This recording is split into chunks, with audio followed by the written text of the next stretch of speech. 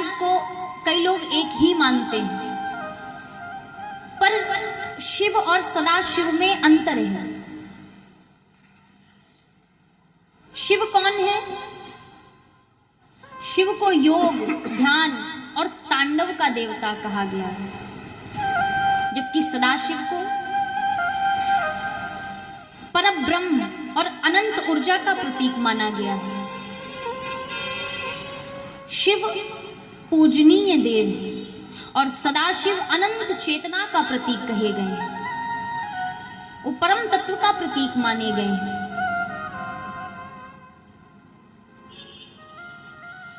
शिव के 5 स्वरूप हैं और सदाशिव के भी 5 स्वरूप बताए गए हैं।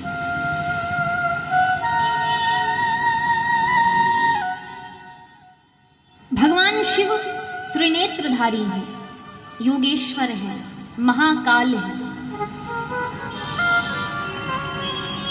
संहार करता है और पुनः प्रभु सृजन की क्रिया में आते हैं।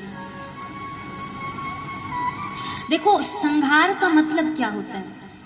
बहुत से लोग भगवान शिव को इसलिए नहीं मानते हैं कि उनको लगता है कि भैया भगवान शिव संहार करता है, यानी वो सबको ये सब नष्ट कर देते हैं, प्रभु संहार के देवता हैं। तो बहुत से लोग इसलिए भगवान शिव को नहीं मानते। लेकिन देखो, संहार का अर्थ क्या होता है? संहार का मतलब है कि पुनः सृजन की भूमिका में आना। जैसे आम होता है, आपने आम खाया और आम की गुठली आपने फेंक दी।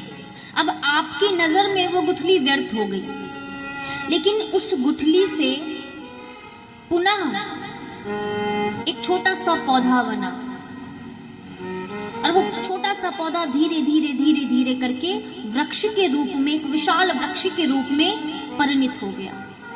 तो आपकी नजर में तो वो गुठली वहीं समाप्त हो गई थी, लेकिन वो समाप्त नहीं हुई, वो पुनः सृजन की भूमिका में आई। तो शिव क्या करते हैं? शिव पुनः सृजन की भूमिका में आते हैं। जैसे हमारा शरीर है, जब ये हमारा शरीर शिथिल हो जाता है, किसी कार्य, किसी काम का नहीं रहता, जब वृद्धावस्थापन प्राप्त हो जाता है, तब हम कुछ कार्य नहीं कर सकते क्योंकि शरीर साथ नहीं देता। लेकिन आत्मा तो अजर है ना, अविनाशी है, वो तो कभी नष्ट नहीं होती। ये नष्ट होना, पुनः बनना, ये तो शरीर का काम है, लेकिन आत्मा तो अजर है, अविनाशी है। अब शरीर तो शांत है, लेकिन आत्मा तो है ना, वो तो कुछ नया करना चाहती है। वो तो चाहती है कि मुझे नया शरीर प्राप्त हो ताकि मैं फिर कुछ नया करूं। तो भगवान शिव क्या करते हैं कि इस शरीर से उस आत्मा को निकाल करके दूसरे नए शरीर में प्रवेश करा देते हैं, और उसको ही हम मृत्यु कह देते हैं। तो मृत्यु तो शरीर की हुई ना, आत्मा की कहाँ हुई?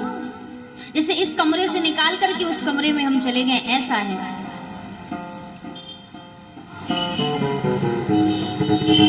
तो भगवान ने उस आत्मा को नया शरीर दे दिया ताकि वो पुनः सृजन की भूमिका में आए। तो भगवान शिव संहार करता है और फिर पुनः सृजन की भूमिका में आते हैं। भगवान शिव के 5 स्वरूप हैं।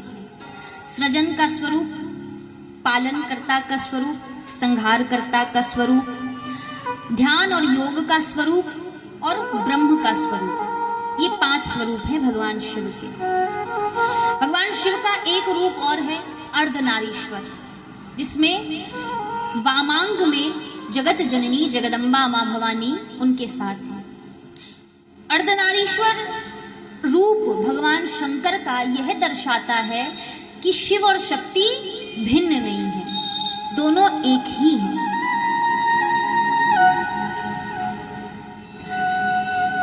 कोई अगर कहे कि हम देवी को नहीं मानते, हम भैया शिव को मानते हैं, तो नहीं, आपकी पूजा अधूरी है।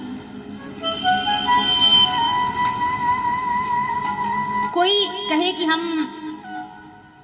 देवी को मानते हैं, शिव को नहीं मान रहे, तो भी आपकी पूजा अधूरी है, क्योंकि ये दोनों ही एक है। जगत जननी जगदम्बा माँ भगवानी आदि शक्ति जो है स्वयं,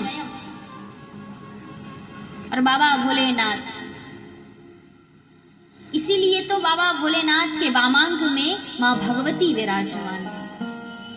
उनका यह स्वरूप दर्शाता है कि स्त्री और पुरुष में कोई भेद नहीं है, दोनों बराबर हैं। बिना स्त्री के और बिना ही पुरुष के इस सृष्टि का विस्तार नहीं हो सकता है। अगर पुरुष समझे कि भाई मैं ही श्रेष्ठ हूं, मैं ही बलवान हूं, तो फिर ये बात गलत हो जाएगी। और अगर स्त्री भी समझे कि भाई मैं ही श्रेष्ठ हूं, मैं ही सब कुछ हूं, तो भी बात गलत हो जाएगी, क्योंकि दोनों एक दूसरे के पूरक हैं। बिना इन दोनों के सृष्टि विस्तार नहीं हो सकती। भगवान शिव को लिंग के रूप में भी पूजा जाता है। अब जो सदाशिव हैं, उनको केवल ध्यान और आत्मबोध के माध्यम से ही उनका अनुभव किया जा सकता है। इनके भी 5 स्वरूप बताए गए हैं: सृष्टि, स्थिति, संहार, तिरोभाव और अनुग्रह। ये 5 स्वरूप सदाशिव के बताए गए हैं। सदाशिव को ही अद्वैत ब्रह्म कहा गया है। ऋग्वेद और यजुर्वेद में भगवान शिव को रुद्र के रूप में पूजा गया है। रुद्राष्टक अध्याय में शिव की व्यापकता का वर्णन किया गया है।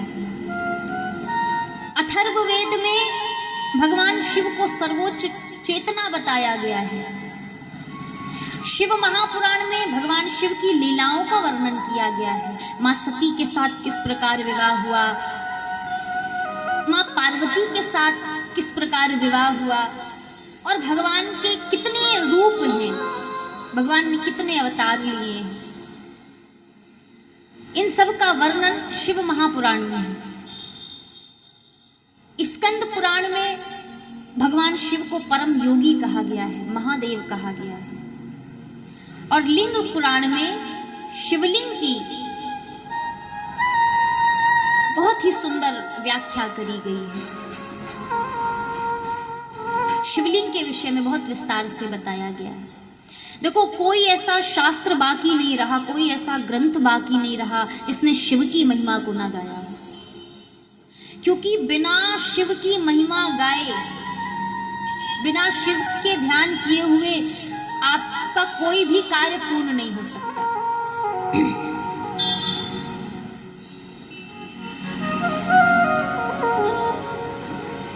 इसलिए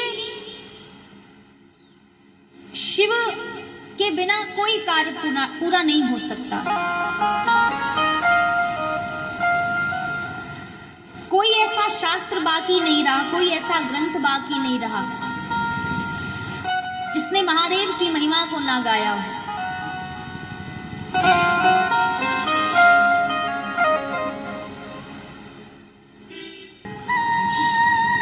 शिव महापुराण के महात्म्य की कथा आती है। जितने भी शास्त्र हैं, जितने भी ग्रंथ हैं, जितने भी पुराण हैं, उन पुराणों की कथा में पहले महात्म्य की कथा आई है कि जिसको हम सुनने जा रहे हैं, आखिर उस कथा को सुनने से होगा क्या, कथा की महिमा का वर्णन है। अच्छा, यहाँ कितने ऐसे जिन्होंने पहले भी कथाएं सुनी हैं?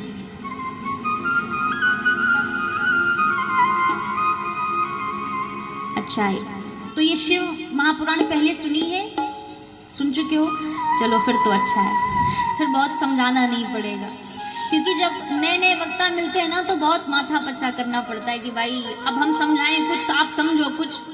तो जो पहले से समझदार होते हैं, जैसे जो नर्सरी का बच्चा होता है, अब टीचर को बहुत मेहनत लगती है उसको पढ़ाने में, सिखाने में, है ना। लेकिन जो 5वीं क्लास का बच्चा है उसको थोड़ा आसान होता है पढ़ाना, क्योंकि वो थोड़ा समझदार होता है। तो वैसे ही है बिल्कुल।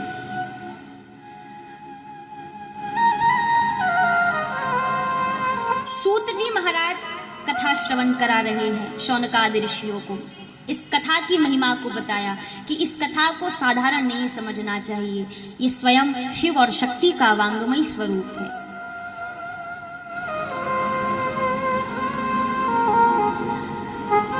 भुक्त्वा भोगान सुविपुलान शिवलोकम वाप्नुयात्। बड़े बड़े उपभोगों का भोग करके मनुष्य अंत में मोक्ष की प्राप्ति कर लेता है। कब? जब इस शिव महिमा कथा को श्रवण करता है।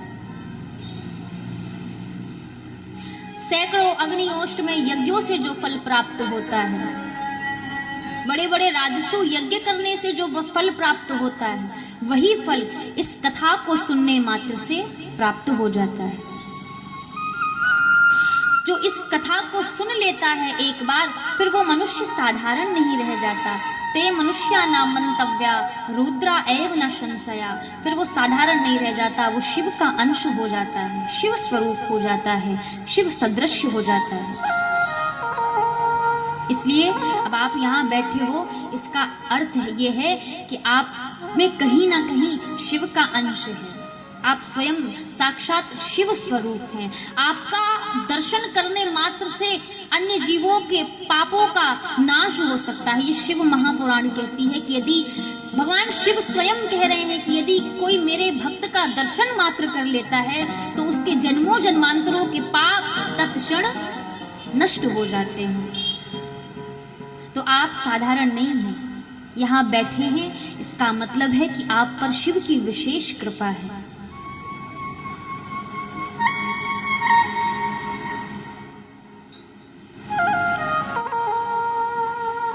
जो व्यक्ति अपनी दुर्गति से बचना चाहता है, उसको जीवन में एक बार शिव की कथा सुननी चाहिए। मुहूर्तम वा तदर्थम वा तदर्थम वा क्षणम च वा। कहा जो अपने जीवन में किसी ने यदि एक भी बार शिव की कथा नहीं सुनी, वो इस संसार चक्र में भटकता रहता है। उसको कभी मुक्ति की प्राप्ति नहीं होती, कभी मोक्ष की प्राप्ति नहीं होती। क्यों? क्योंकि शिव जो है वो स्वयं मुक्ति का मार्ग है। शिव साधारण नहीं है, ध्यान से समझिएगा। हमको लगता है कि बस हाँ इनको मना ले उनको मना ले, ऐसा नहीं है। शिव सबका मूल है।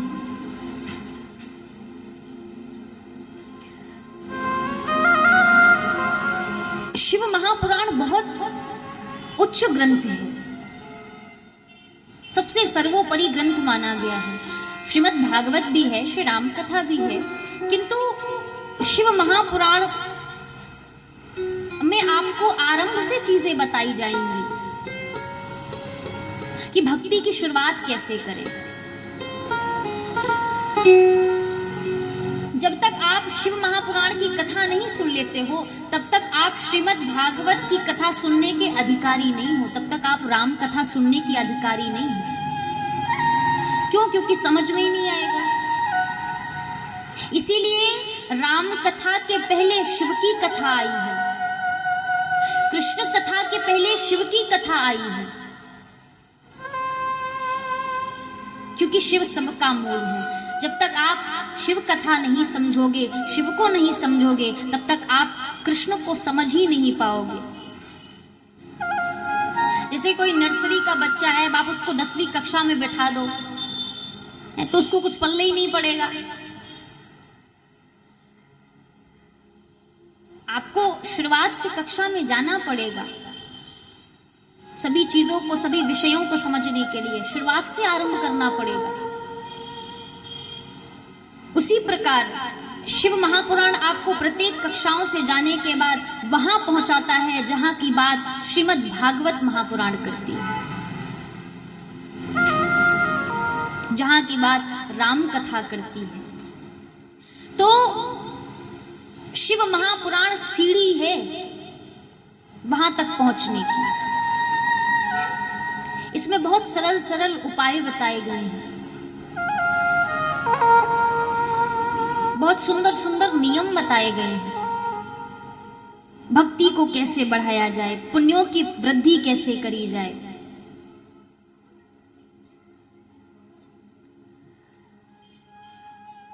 जिसने शिव को समझ लिया उसके लिए राम को समझना सहज हो जाएगा, कृष्ण को समझना सहज हो जाएगा। इसलिए सबके पूर्व में शिव कथा आई है। तो शिव महापुराण के महत्व में कथा आती है देवराज की। ध्यान से सुनिएगा। देवराज की कथा आई, वर्णन आया। आसीत किरात नगरे ब्राह्मणो ज्ञान दुर्बलः दरिद्रो रस विक्रेतः वेद धर्मा परांग मुखा। आसीत किरात नगरे ब्राह्मणो ज्ञान दुर्बलः।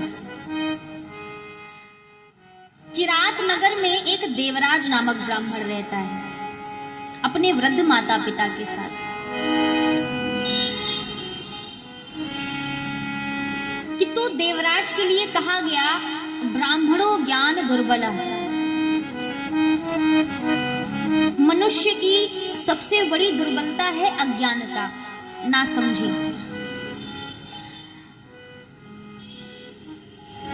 वेद धर्म परांग मुखा। वो देवराज वेद धर्म से विमुख रहता है, शास्त्रों से कोई लेना देना नहीं। देखो, दो तरह के लोग होते हैं। एक तो वो जो कहते हैं भैया हम अपने ग्रंथों के हिसाब से चलेंगे, धर्म के अनुसार चलेंगे, शास्त्रों के हिसाब से चलेंगे, है ना। और एक वो लोग होते हैं जो कहते हैं भैया हमको कुछ लेना देना नहीं है, हमको जो अच्छा लगेगा हम वही करेंगे, हमको नहीं मतलब है कि भैया राम कथा क्या कहती है, कृष्ण कथा क्या कहती है, शिव कथा क्या कहती है, हम तो वही करेंगे जो हमको अच्छा लगेगा, जो मेरा मन करेगा। अच्छी बात है, अपनी इच्छाओं से ही चलना चाहिए व्यक्ति को। लेकिन एक बात हमेशा ध्यान रखो कि कोई भी कर्म ऐसा ना हो जिससे आपका ही अनिष्ट हो। कोई भी काम करो तो बहुत विचार करके करना चाहिए, है ना। कभी कभी ऐसा होता है कि हम गुस्से में, क्रोध में आकर के बहुत से ऐसे कार्य कर जाते हैं जिससे हमारा ही अनिष्ट हो जाता है, और जब तक हमें समझ में आता है तब तक बहुत देर हो चुकी होती है। इसलिए कर्म करो पर ध्यान रहे, पथ छूटे ना, इतनी देवो हवा गुब्बारा फूटे ना। कर्म करो पर ध्यान रहे, पथ छूटे ना, इतनी देवो हवा गुब्बारा फूटे ना। तो भैया गुब्बारे में हवा उतनी भरो जितने में वो फूटे ना। तो बैलेंस बना कर रखो, है ना। कर्म करो लेकिन ध्यान रहे, पथ छूटे ना, अपने मार्ग में रहो, अपनी यात्रा में रहो।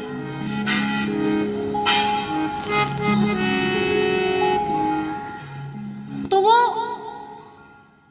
जो देवराज था वो वेद धर्मों से विमुख था, वो शास्त्रों के अनुसार नहीं चलता था। उसके जो माता पिता थे वो भगवान शिव के भक्त थे, भगवान शिव का पूजन अर्चन किया करते, अनन्य भक्त थे भगवान शिव के। लेकिन जो देवराज था वो महाराज बहुत सारे कुकर्मों में रत रहता, थोड़ा पापी था, थोड़ा क्या बहुत पापी था। मदिरा का व्यापार करता था, अभयक्ष भक्षण करता था, यानी मांस मदिरा का खान पान करता था, वैश्यागामी था, वैश्याओं के संग रहता था। माता पिता बड़ा परेशान रहते और माता पिता भगवान शिव के भक्त थे, लेकिन कभी भगवान शिव से ऐसी शिकायतें नहीं करी कि प्रभु कैसा दुराचारी पुत्र दिया आपने उनको, है। उनके माता पिता यही कहते प्रभु से कि प्रभु हमारे ही कोई ऐसे कर्मों का फल है जिसके कारण हमें ऐसा पुत्र मिला है। कभी भगवान पर आरोप प्रत्यारोप नहीं करते कि हमको कैसा पुत्र दे दिया। और यही सिद्धांत प्रत्येक मनुष्य के जीवन में होना चाहिए कि अच्छा हो रहा है तो भी हमारे किए हुए कर्मों का फल है, और अब बुरा हो रहा है तो भी हमारे किए हुए कर्मों का फल है। ये नहीं कि भैया अच्छा हो रहा है तो हम कर रहे हैं, और जैसे ही बुरा हुआ तो हे प्रभु हमारे साथ ही बुरा क्यों होता है, हम ही मिलते हैं क्या, हमेशा मेरे साथ ही बुरा होता है, हम तो सबका अच्छा करते हैं। फिर ऐसे प्रश्न आते हैं मन में, है। और जब तक अच्छा हो रहा है तब तक तो हम कर रहे हैं, मैंने ये कर दिया, मैंने वो कर दिया है। और जहां परिस्थिति विपरीत हुई तो फिर भगवान पर दोष करना शुरू कर देते हैं महाराज। कर्मणा जायते जंतु कर्मणैव विलीयते, सुखम दुखम भयम शोभम कर्मणैव विपद्यते। शिव पुराण में श्रीमद् भागवत कहती है कर्मणा जायते जंतु। ये भगवान कृष्ण कह रहे हैं कि जीव अपने ही किए हुए कर्मों के फल को भोगता है। अगर वो अच्छे कार्य कर रहा है तो उसको सुख मिल रहा है, और अगर वो बुरे कार्य कर रहा है तो उसको दुख मिल रहा है। इसमें मैं लेने देने वाला नहीं हूं, मैं किसी को ना सुख प्रदान करता हूं ना दुख प्रदान करता हूं। जीव जैसा कर्म करता है वैसा भोगता है।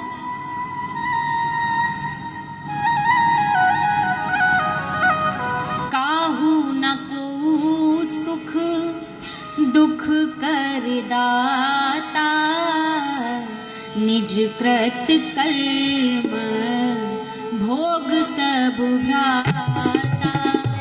काहू न को सुख दुख कर दाता, निज कृत कर्म भोग सब भ्राता।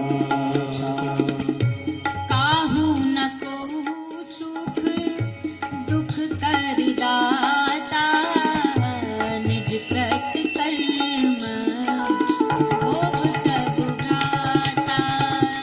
काहू न को सुख दुख कर दाता,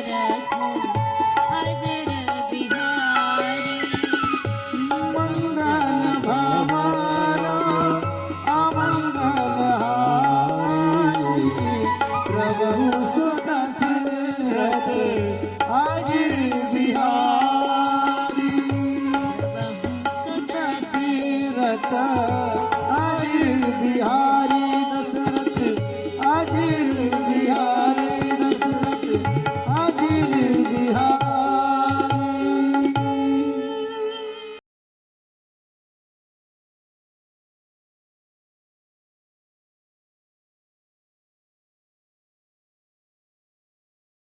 आनंद टीवी से जुड़ने के लिए आप हमें व्हाट्सएप करें 9277395752 पर।